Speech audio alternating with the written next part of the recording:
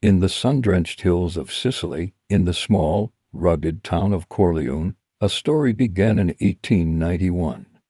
A boy was born, his name Vito Andolini. His childhood was not one of innocent games and laughter. It was a harsh introduction to a world where power answered to no law but its own. He was just a boy, barely old enough to understand the world, when his family was brutally taken from him. His father, Antonio, was murdered by the local Mafia chieftain, Don Vito, for refusing to bow to his authority. His older brother, Paolo, swore revenge and was hunted down and killed during his father's funeral.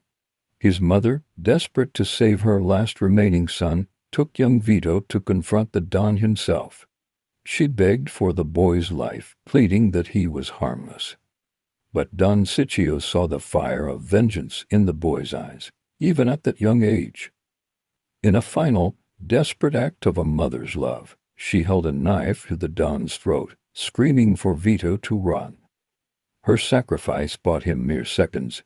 The sound of gunshots echoed through the town as Vito fled, his mother's cries a haunting melody of loss that would forever shape the man he was to become.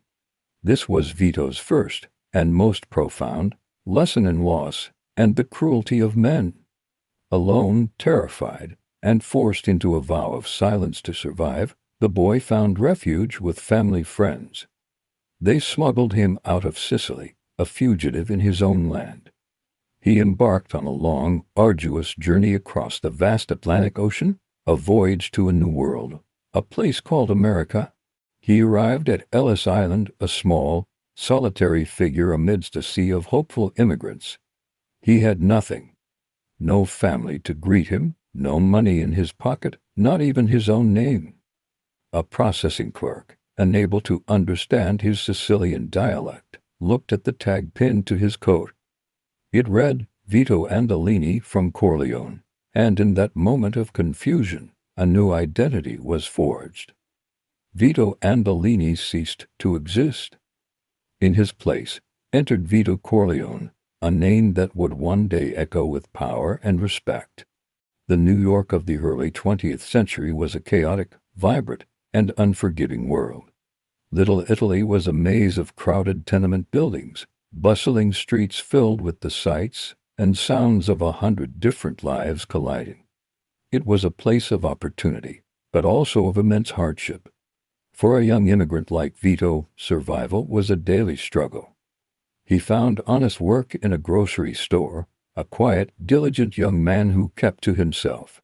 He married his love, Carmela, and started a family, determined to build a life far from the violence that had shattered his childhood. In this world, Vito observed the rules of the streets. He saw how power operated, how the weak were preyed upon by the strong. He saw men like Don Fanucci, the local black-hand extortionist, who swaggered through the neighborhood demanding tribute from hard-working people. Fanucci was a parasite, feeding on the fear of his own community. When Fanucci demanded a cut of Vito's meager earnings and forced the grocer to fire him to give the job to his own nephew, Vito felt the sting of injustice once more. It was a familiar feeling, one that brought back the ghosts of Sicily. But Vito was no longer the helpless boy who fled Corleone. He had learned the lessons of his past. He understood that in a world governed by greed and force, a man has two choices: to bow his head in submission, or to rise and forge his own destiny. He saw the fear in his neighbor's eyes, the same fear his father had refused to show. And in that moment, Vito Corleone made his choice. He wouldn't bow. With cold precision and methodical calm, he planned. He stalked Fanucci during a local festival, the noise of the celebration masking his movements. He followed him to his apartment building, a towel wrapped around his pistol to muffle the sound.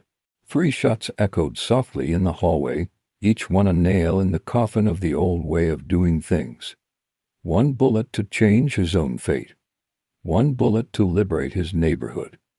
1 bullet to announce the arrival of a new kind of power. Vito returned to his family, sitting on his stoop with his baby son, Michael, as if nothing had happened. But everything had changed. The death of Fanucci was not just an act of revenge, it was a declaration. From that pivotal moment, Vito Corleone was truly born. Not just the man, but the idea.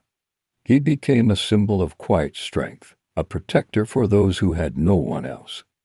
People in the neighborhood, seeing that Fanucci was gone, began coming to Vito for help. Not with fear, but with respect. He solved disputes, found jobs, and offered protection, not through threats and intimidation, but through reason and the promise of mutual benefit. He understood that true loyalty could not be bought with fear, it had to be earned through respect and honor. He founded the Genco Pura Olive Oil Company, a legitimate front for his growing network of influence. He was building an empire not on chaos and violence, but on relationships, favors, and a deep understanding of human nature. Years passed. The quiet boy from Corleone transformed into the most powerful and respected man in New York. Don Vito Corleone, the Godfather. His office, the dimly lit room behind the olive oil business, became the true seat of power in the city. From this chair, he orchestrated a vast and complex enterprise. He was a master strategist, always thinking 3 moves ahead. He preferred peace toward negotiation to conflict. He famously said, "I'm gonna make him an offer he can't refuse," a phrase that perfectly encapsulated his philosophy, a blend of undeniable reason and unspoken threat. He believed in family above all else. To his wife and children, he was a loving father and husband. To his friends and allies, he was the embodiment of loyalty. But to his enemies, he was a force to be feared, a man who would go to any length to protect what was his. His influence stretched from the docks to the highest levels of politics and law.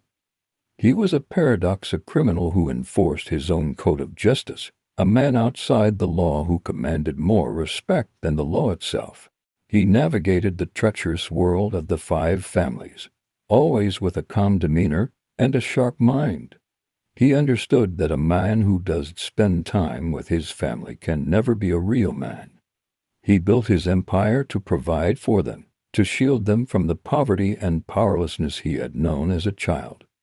And then, as all ears must, his time began to draw to a close.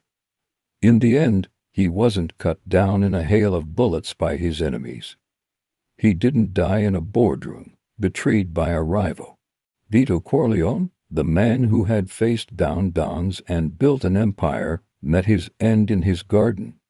On a sunny afternoon, playing amongst the tomato plants with his young grandson, chasing him with an orange peel in his mouth.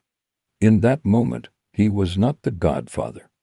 He was just a grandfather, surrounded by life, by innocence, and by the love of his family. He collapsed, his heart finally giving out, at peace in the sanctuary he had built. The journey of Vito Corleone is more than just a crime story. It's a timeless epic about power, family, and the immigrant dream twisted into a new and dangerous form. It is the story of a frightened Sicilian boy who, through tragedy, intelligence, and an unwavering code of honor, became a king. His life reminds us that empires can be built not just with force, but with wisdom, and that even in the darkest of worlds the bonds of family and the weight of respect can create a legacy that outlives the man.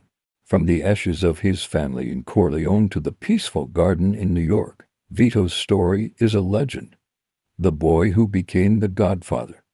Thank you so much for watching. If you enjoyed this deep dive into one of cinema's greatest characters, please hit that like button and subscribe to the channel for more stories like this. We'll see you in the next one.